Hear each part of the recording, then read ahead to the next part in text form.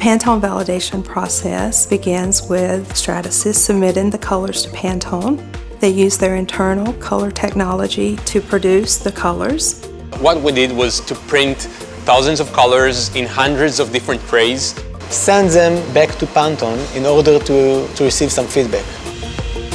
And then Pantone instrumentally evaluate the colors. We work to develop an algorithm to match all the colors the best way we can. We provide Stratasys with delta E results along with a comment based on a visual evaluation.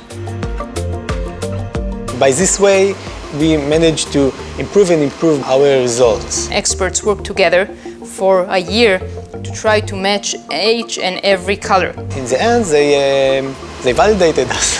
And now we have the best colors that 3D can offer. Product designers can digitally print with 3D materials the right colors from computer to product. Because Stratasys has gone through this validation process, they can, with assurance, know that when they use this technology, their colors will be accurate. We hope to employ even further numbers of Pantone colors and Pantone libraries to this very rewarding partnership.